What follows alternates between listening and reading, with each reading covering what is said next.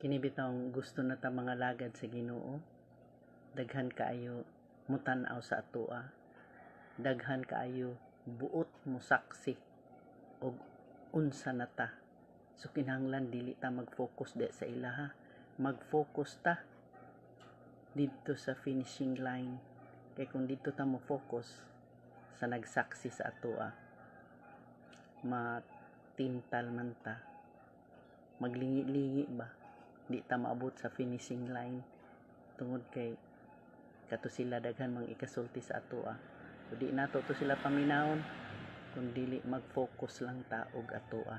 Nag-ingon diri sa Hebrews 12:1, busa kay gilibutan man kita niining dakong pundok sa mga saksi, isalikway ta ang tanan nga nakababag kanato ug ang sala nga naghawid kanato pag-ayo.